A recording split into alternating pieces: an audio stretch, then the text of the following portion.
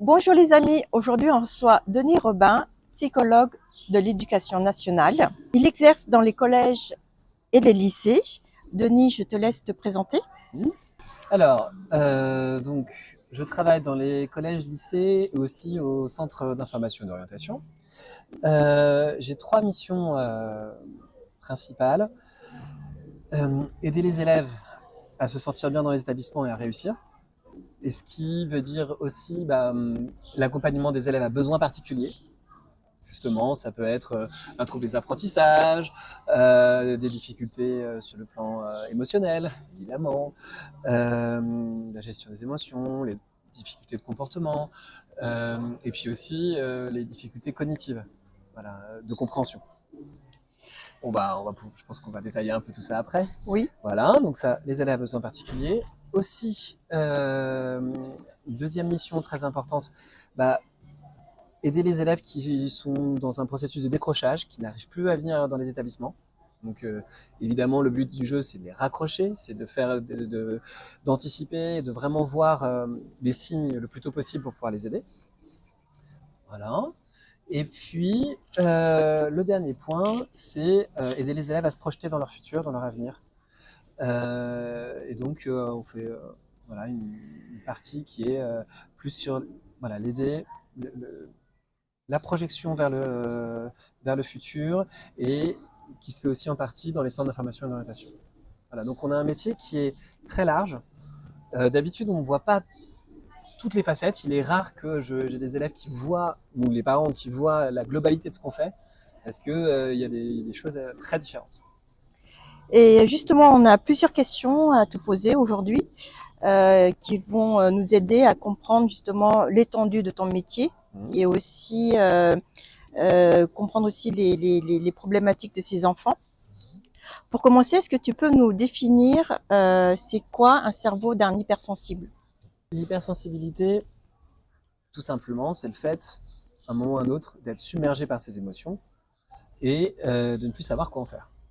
C'est aussi simple que ça. Cette, cette particularité-là, elle peut avoir plein de causes. Elle peut avoir la cause, et puis souvent, c'est une multitude de causes. Il y a souvent plusieurs paramètres. Voilà. Donc, un des paramètres, ça va être tout simplement, ça peut être les difficultés cognitives, soit par exemple un haut potentiel ou une déficience, ou une difficulté de compréhension. Soit ça peut être des hauts potentiels émotionnels. Voilà, il peut y avoir plein de cas où on arrive vers une hypersensibilité. Et puis souvent, pour en reparler aussi, quelque chose que j'utilise beaucoup, c'est l'art, l'expression artistique et aussi l'expression le, du corps par d'autres activités aussi sportives qui aident énormément. Et justement, il arrive parfois que certains élèves sont tellement bloqués qu'ils n'arrivent plus à utiliser une forme d'expression et sont comme des cocottes minutes face à des situations bien spécifiques. Aussi, il y a un aspect social, un aspect de la vie de tous les jours qui peut faire qu'à certains moments, on a eu tellement d'émotions par rapport à ce qu'on a vécu qu'on ne sait plus comment les gérer. Voilà, de façon très rapide, très synthétique. Et justement, quelles sont les particularités cognitives, comportementales et socio-affectives de ces enfants? Je crois qu'il y a une liste. Est-ce que tu peux nous citer un peu pour aider justement aux parents ou aux adultes de identifier ces enfants? Alors, dans ma pratique, moi, mon point d'attention, ma vigilance première, ça va être le mal-être qui en découle. Voilà, c'est vraiment, moi, mon point de vigilance. Donc, le mal-être, je vais le mesurer par plusieurs éléments. Tout simplement, le sommeil. Mhm. Tout simplement le fait que voilà, le temps d'endormissement, ça c'est très important, le nombre de réveils dans la nuit ou pas, et l'impression de fatigue au réveil. D'accord. Voilà, ça c'est vraiment des points très importants. Ensuite, il va y avoir aussi les possibilités de troubles alimentaires, Mhm. qu'on retrouve beaucoup chez les adolescents, malheureusement. Donc là aussi, voilà, quel est ton appétit, comment ça fonctionne, voilà, ces aspects-là. Après, il va y avoir les signes de relation par rapport aux autres, D'accord. voilà, et dans la famille. Voilà. Un des points importants aussi sur ce plan-là, c'est que euh, un enfant il s'adapte toujours à son environnement.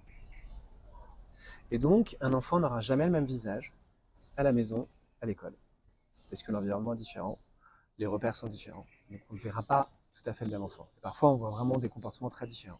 C'est très intéressant ça, parce Mm. qu'on pense justement à un enfant à la maison, il se comporte pas de la même façon avec ses parents ou avec sa famille, ses frères et sœurs. Mm. Et à l'école, il peut être aussi très calme, très Ouais. respectueux, Mm. plutôt à l'écoute. Et Ouais. puis à la maison, il peut être très turbulent, Voilà. agité, etc. Ou vice versa. Mais oui, c'est ça, ouais. Donc c'est vrai que c'est intéressant de pouvoir lister tous les signes Mm. qui font que ces enfants-là sont soit hypersensibles Mm. ou à haut potentiel, Mm. voire des difficultés aussi Ouais. de compréhension ou d'apprentissage. Mm. Euh, D'après la psychologue Nathalie Boisselier, Mm. il y aurait environ 2,28% de la population mondiale qui sont en HP, Mm. donc HPI, pardon, Ouais. euh, et puis 0,3% en HPI et HPE. Mm. Selon toi, quel est ton retour par rapport à ça aujourd'hui, puisqu'on en parle beaucoup? Est-ce que c'est du fait qu'on met de la lumière dessus, qu'on a plus de tests pour les identifier, ou concrètement, euh, après, dans les années 2020, il y a beaucoup plus que dans les années 80? Alors, ce taux, il est resté le même. En fait, ce pourcentage, il est calculé et utilisé sur un test, euh, l'échelle de Wechsler. Et on a trouvé le même taux depuis que Wechsler a fait ses premières grilles, donc voilà, dans les années 40. Donc voilà, donc ça fait 80 ans qu'on est à peu près sur le même taux. Donc ça n'a vraiment pas bougé. Donc ce taux, c'est vraiment le taux de haut potentiel. Et ça se mesure avec un test de QI. Et donc ça veut dire un score, un QI total au-dessus de 130, ou un indice de compréhension verbale, un indice d'aptitude générale, ou un indice de raisonnement fluide. Il faut qu'il y ait un des quatre, ou les quatre, ou plusieurs, qui soit au-dessus de 130. C'est ça notre grille. Voilà. Ça, c'est vraiment le haut potentiel. C'est Donc, comme ça qu'on le mesure. quand on est au-dessus de 130, on Mm. est considéré comme haut potentiel. Absolument. Voilà, c'est ça. Sur cette grille, voilà, sur ce test. Après, évidemment, on a un intervalle d'erreur et on a plein de traits cliniques, de traits de personnalité spécifiques sur les hauts potentiels. Mhm. Euh, je peux en citer quelques-uns. Oui. Voilà. Alors, par exemple, le fait d'aimer savoir mais de ne pas aimer apprendre. Oui. On aime avoir des connaissances, mais alors faire l'effort de prendre, c'est compliqué.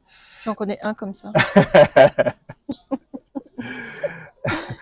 Il peut y avoir aussi un des facteurs, mais qui n'est pas ce qu'on appelle pathognomonique, c'est-à-dire que on peut l'avoir, mais c'est pas parce qu'on a cet élément-là qu'on est obligatoirement au potentiel, c'est l'hypersensibilité justement. D'accord.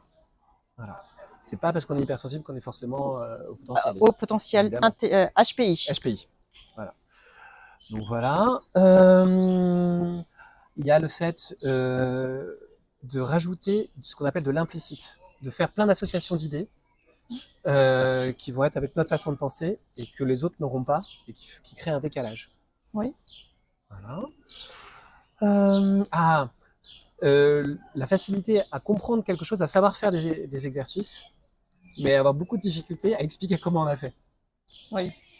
Voilà, ça c'est un trait assez classique. Avoir donc facilement accès à l'abstraction. Mhm.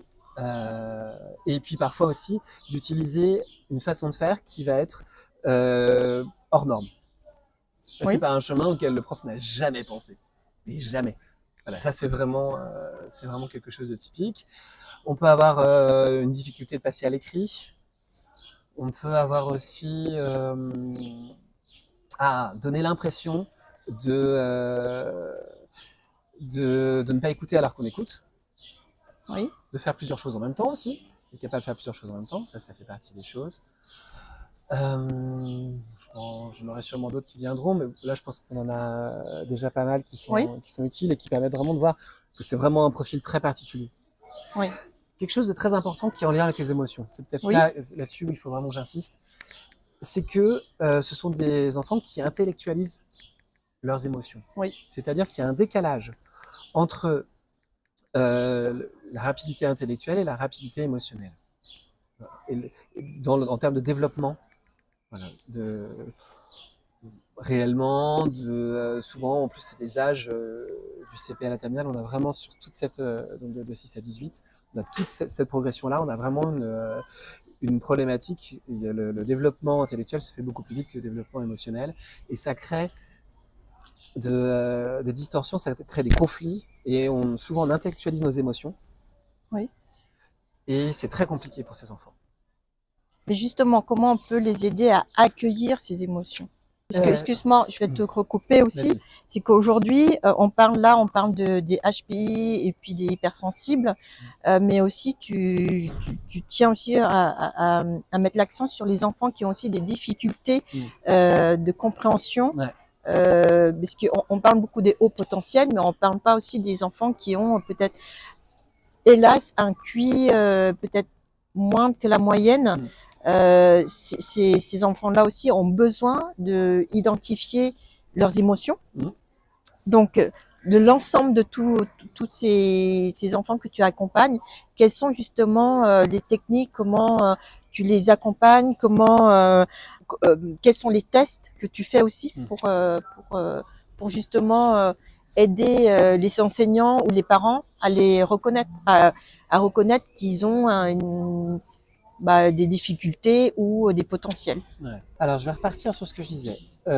Donc, la difficulté du HPI, c'est que il intellectualise ses émotions, il ne sait pas quoi en faire parce que il va décortiquer intellectuellement des choses qui sont sur le plan de l'émotionnel. C'est ça qui est très dur pour il ou elle.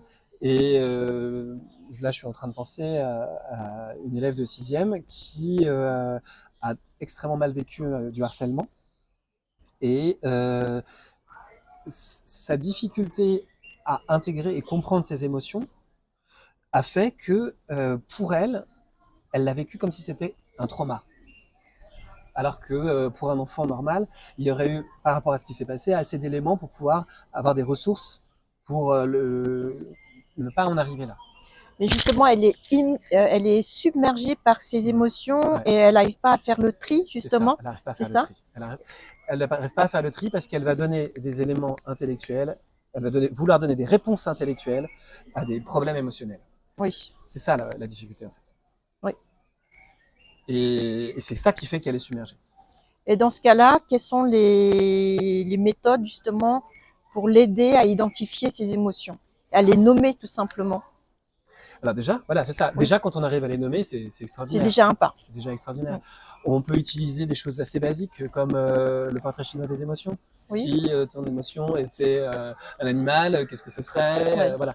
Pouvoir prendre de la distance et mettre des mots dessus et accepter qu'il n'y a pas de contrôle, qu'il ne peut pas y avoir de contrôle optimal dessus.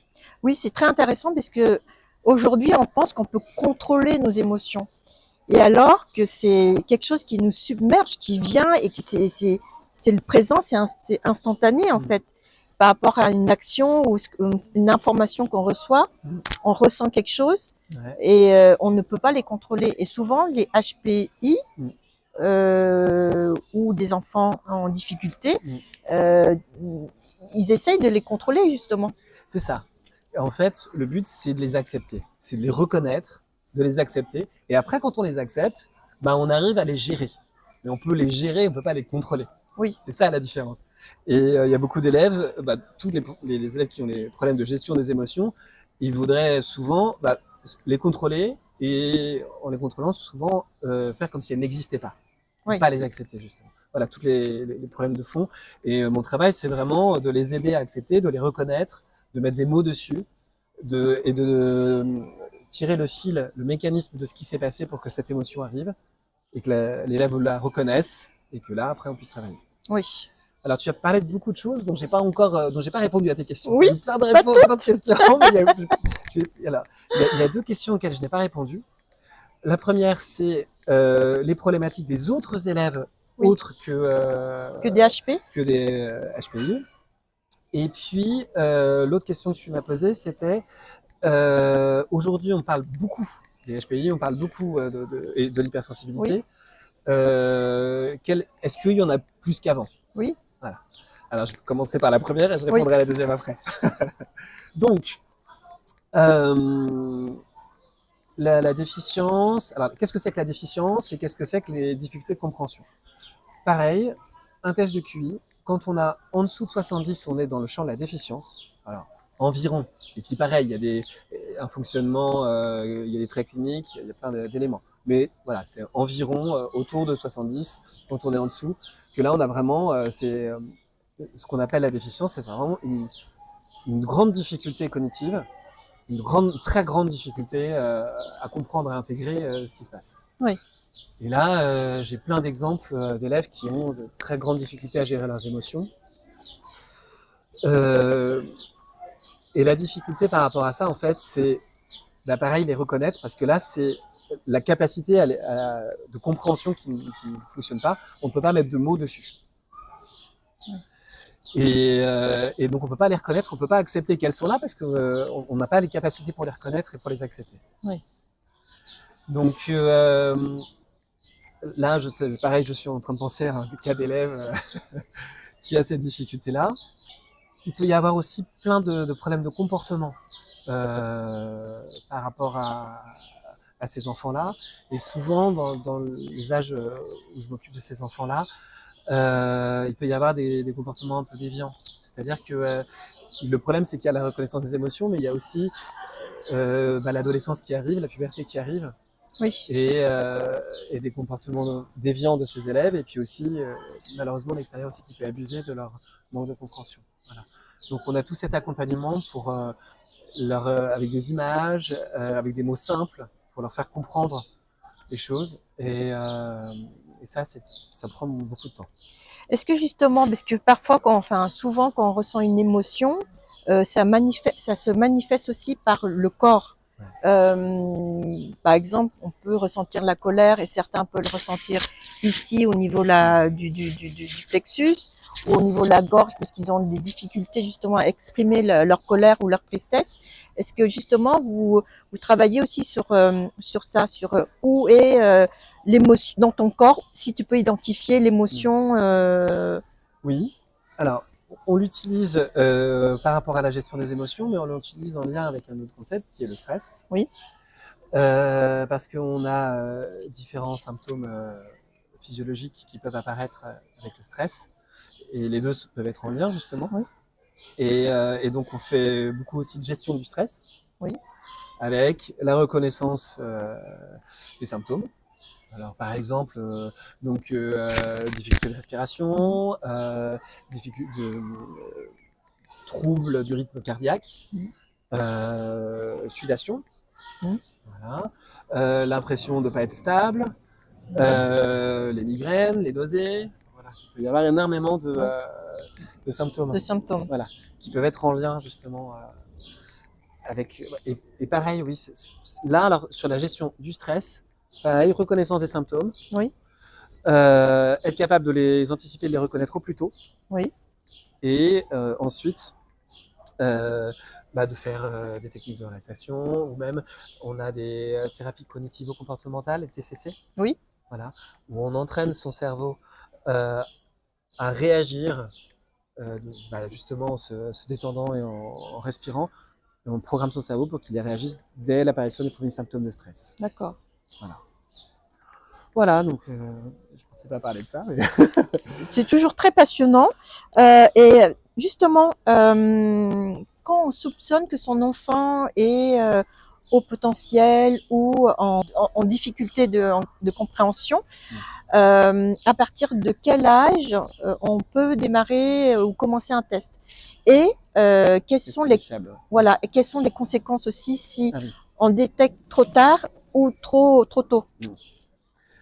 Alors, j'ai parlé de la déficience, j'ai pas parlé des difficultés de compréhension. Les difficultés de compréhension, c'est sur des scores entre 70 et 85. Voilà. Un peu plus. Un peu plus, voilà, c'est au-dessus, c'est la tranche du dessus. Et c'est des élèves voilà, qui peuvent aussi avoir des difficultés à mettre en mots. Il y a les mêmes difficultés, mais de façon plus faible. Mais on peut avoir, ces difficultés-là. Et malheureusement, ça peut être aussi associé à d'autres difficultés dont on n'a pas encore parlé, les troubles de l'attention. Oui. Et ça, c'est important qu'on en reparle après, parce que justement, voilà. Mais je vais répondre donc à ta question. Souvent, on fait passer les premiers tests autour de 6 ans. Vers 6 ans. Vers 6 ans. D'accord. Voilà, vers ces âges-là. On peut le faire un peu avant. Il y a des tests qui existent un peu avant, entre 3 et 6 ans.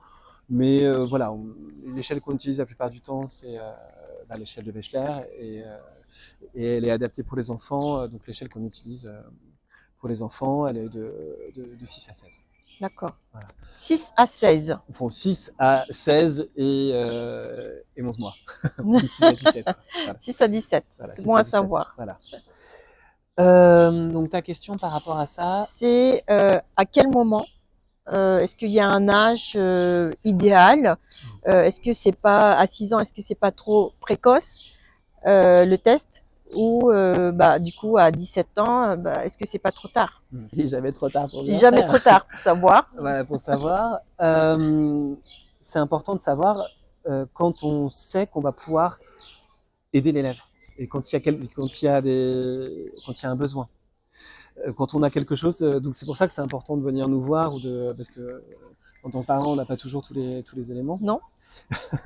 mais pour moi, dans ma vision des choses, le test, il sert vraiment pour déceler et mettre des choses en place. Oui, de mettre un protocole en place.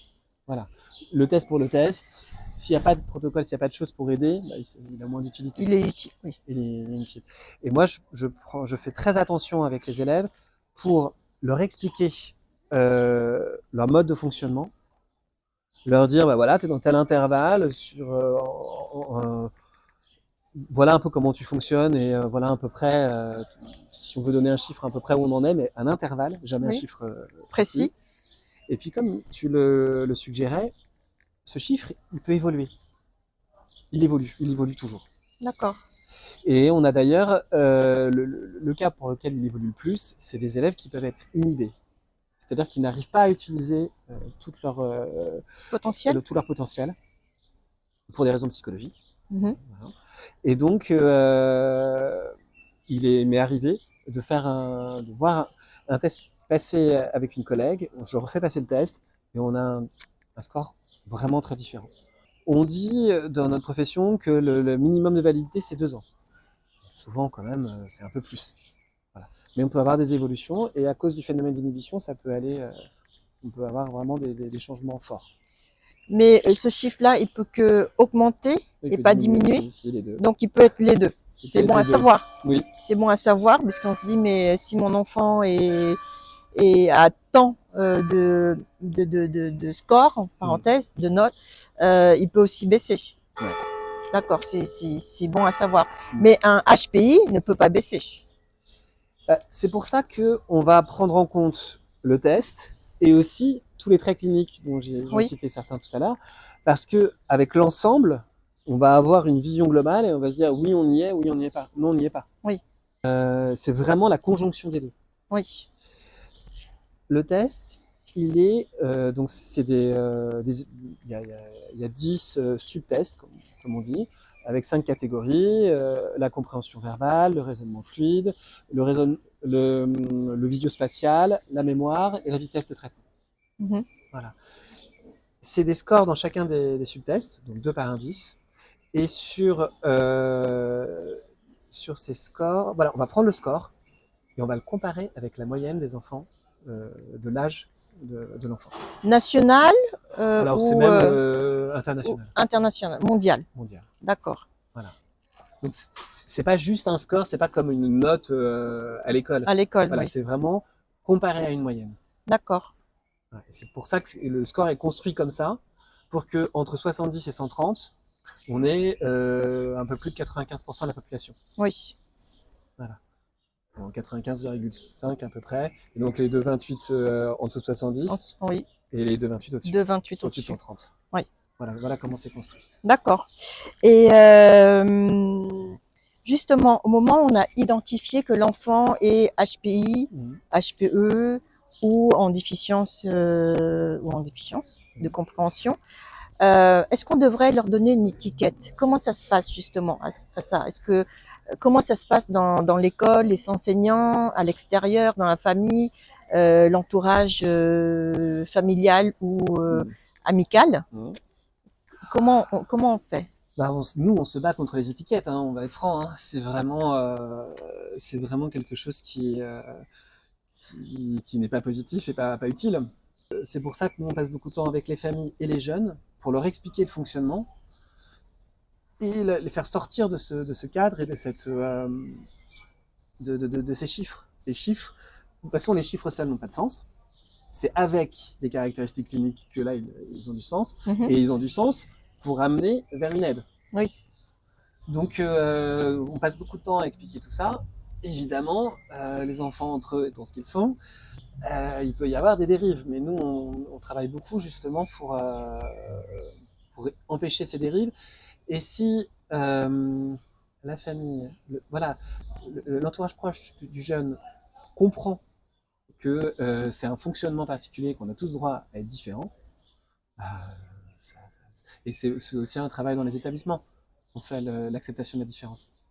Mais justement, dans les établissements primaires, collèges, lycées, comment justement l'éducation nationale met en place ces accompagnements? Parce que je dis juste pour mon expérience, j'ai l'impression qu'en primaire, c'est beaucoup moins identifié. Peut-être qu'on fait ce travail plus au collège et au lycée. Alors, il faut aussi remettre les réalités de terrain. La difficulté, elle va être, en primaire, elle va être d'aider les élèves en difficulté.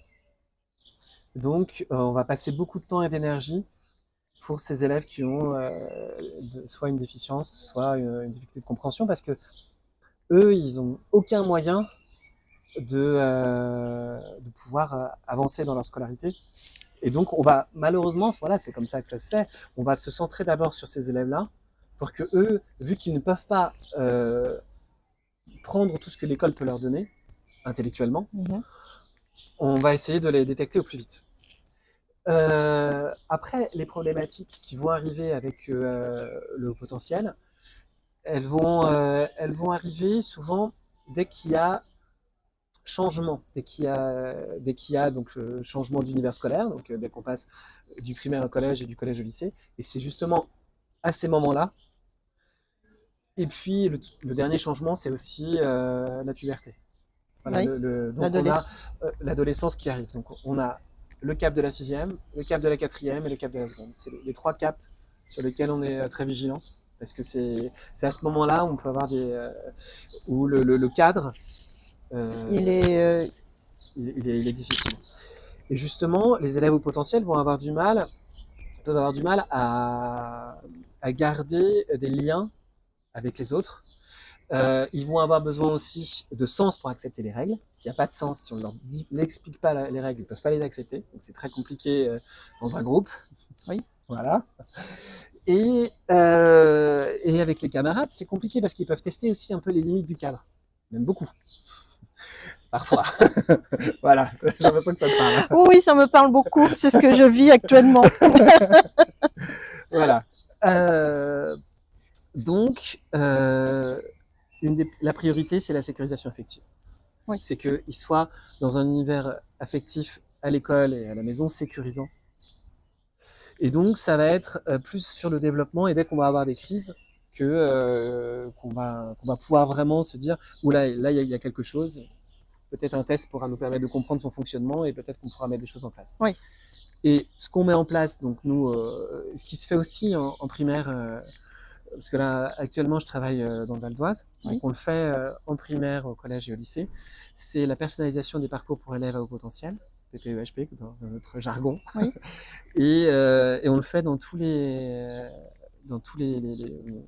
les trois, primaire, école, collège, lycée. Et vraiment, c'est quelque chose qui va demander voilà, un investissement de l'équipe et donc en primaire du A à Z, donc le psy-UN du premier degré et puis les maîtres E, maîtres G. Oui. Et puis après, en collège et en lycée, le psy-UN et puis l'équipe globale.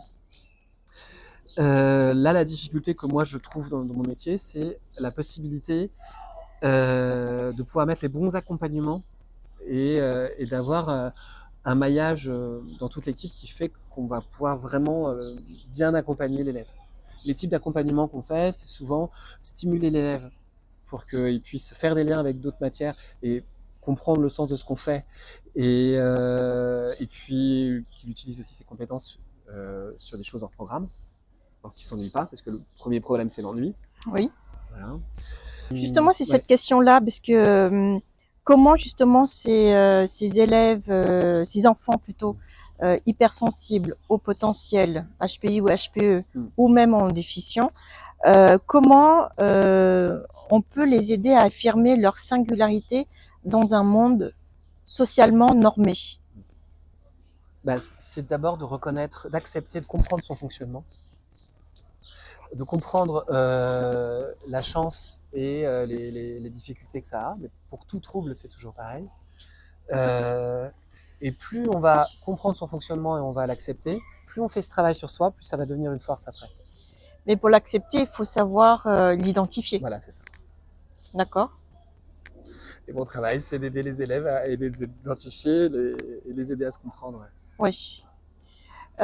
Et justement, pour les parents qui n'ont pas accès, aujourd'hui, tout le monde a accès à ce genre de test.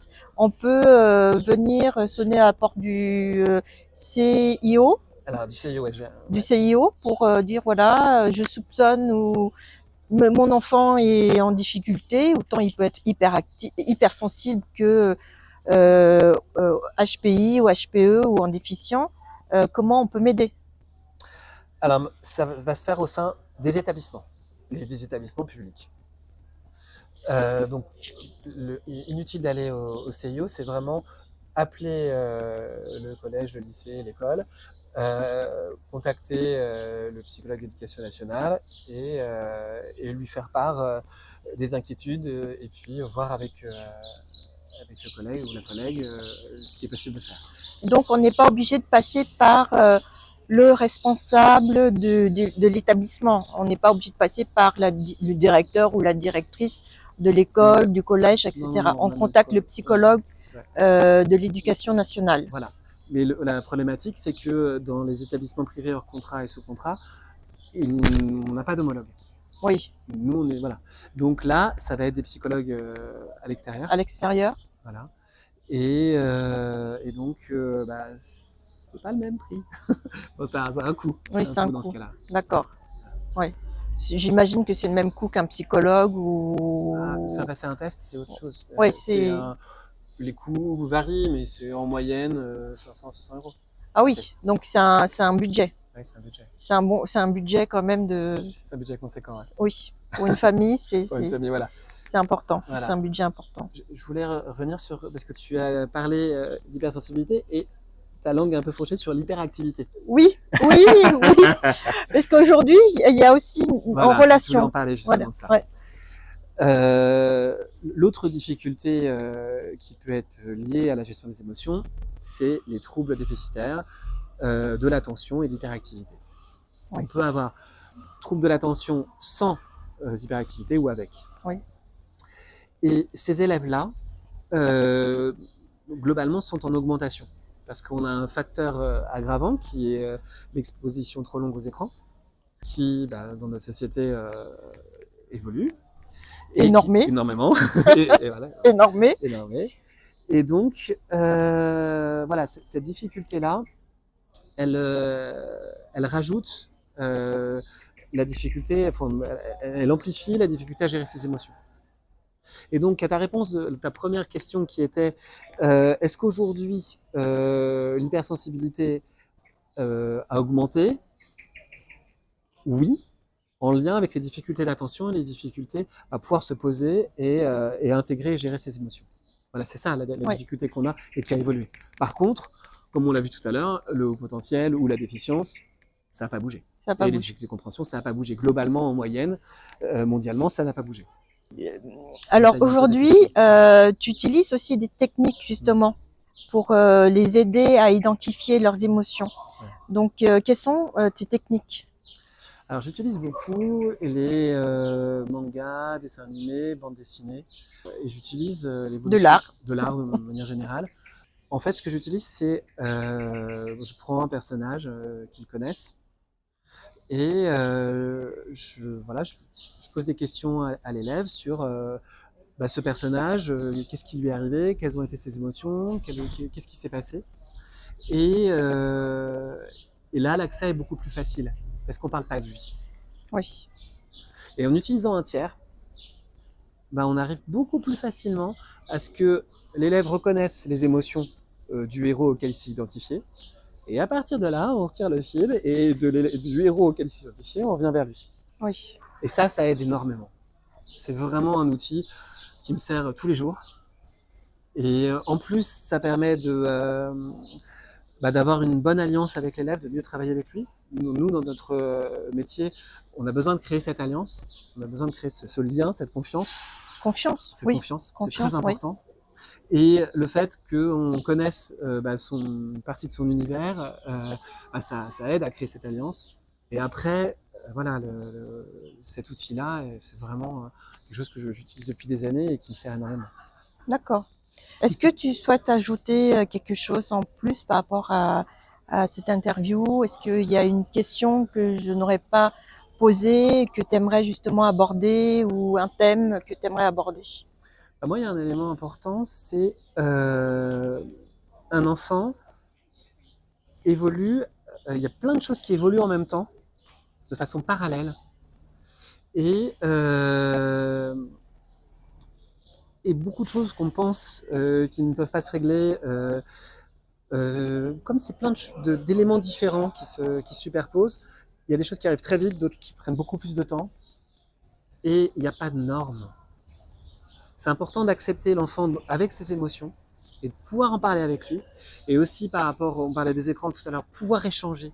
Plus on a de dialogue et plus on arrive à échanger sur ce qu'il vit, plus il est apaisé. Voilà. Et donc c'est important de se dire, de ne pas comparer l'enfant aux autres. Ils ont chacun leur mode d'évolution. Il n'y a aucune norme réelle. Et plus on les accepte dans leur individualité, plus ils avancent. Mais c'est vrai que c'est très intéressant ce que tu dis, parce que nous aussi adultes, parfois on projette sur eux les normes du monde adulte. Oui. Euh, L'enfant peut être très insolent, mais il ne comprend pas qu'il est insolent par tel ou tel mot. Mais si on lui explique pas, on le cadre pas, pour lui c'est normal. Ouais. Mais c'est les normes aussi d'adultes. Oui, Dire voilà. ça, on n'a pas le droit de le dire, ou tel, ça se dit pas. Je pense qu'il faut encourager les adultes à ne pas projeter sur l'enfant les normes sociales de l'adulte. Et je rajouterais même les normes sociales de l'adulte et les normes sociales de l'enfant qu'on a été. Oui, c'est une très bonne conclusion. C'est une très très bonne conclusion. Merci beaucoup Denis de ce temps. Merci beaucoup, Ça a été très riche, généreux de ta part. Je trouve que ça aide aussi aux parents. Ce que tu nous as apporté, ça peut aider aux parents de justement à identifier les problématiques qu'ils peuvent rencontrer aujourd'hui, et aussi savoir où aller chercher de l'aide, parce que de nos jours, on peut se sentir complètement désarmé face aux problèmes qu'on peut rencontrer, aux problématiques de notre enfant, être hypersensible, hyperactif, ou en déficient, ou en échec total de scolarité. Et j'en ai encore parlé ce week-end, les parents, ils savent plus où se mettre, c'est vrai. Et souvent, on se projette par rapport à ce qu'on a été, l'enfant qu'on a été. Bah oui, c'est ça. Oui. C'est ça, il y a un autre trouble qui peut se rajouter qui est trouble des apprentissages, dyslexie, Oui, dyscalculie, tout ça. Il peut y avoir énormément de choses. Et plus vite on sait, et moins on en a peur, c'est important de ne pas avoir peur de ça. oui, Parce que les enfants sont malléables, ils peuvent vraiment évoluer. À partir du moment où il y a le bon cadre, ça peut évoluer vite. Donc faut pas avoir peur. Et moins on a peur de ça, plus on essaie de le comprendre dans son individualité, plus ça avance vite. oui. Et voilà, je suis vraiment d'accord. Et c'est en tant que parent, c'est important aussi d'accepter ses propres peurs. Oui, et c'est pas évident. C'est C'est dur dur. parce que l'enfant nous renvoie tout de façon forte et c'est important de les reconnaître, comme pour l'enfant, nous de reconnaître nos peurs. Nos peurs et les émotions qu'on vit à travers Ouais. ces peurs ou ces angoisses ou la colère qui peut nous aussi déclencher en nous parce que eux ils sont en échec scolaire, ça peut renvoyer nous comment on a été enfant, peut-être pas en échec du tout et là on comprend pas pourquoi notre enfant est en échec ou vice versa. Donc c'est vraiment très intéressant justement de pouvoir être à l'écoute de son enfant tout simplement, aux besoins de son enfant. Et pour terminer, je dirais que l'échec, c'est vraiment pas une fatalité. J'ai Oui. vu énormément d'élèves qui ont été en échec à un moment et qui ont pris un autre chemin et qui se sont révélés. Donc voilà, l'enfant est une multitude de possibles. Je te rejoins sur ça parce que mes premières années de scolarité, j'étais vraiment en total échec. J'étais la dernière en classe et un changement d'école m'a permis de changer complètement. Et donc c'est vrai que faut pas condamner l'enfant parce qu'il est en échec scolaire. Et puis le cadre, comme tu viens de le dire, change tout. Hein. Le cadre change tout, oui. Donc voilà. Merci beaucoup. Avec plaisir. Et puis à très bientôt. À bientôt. Ciao ciao. Au revoir.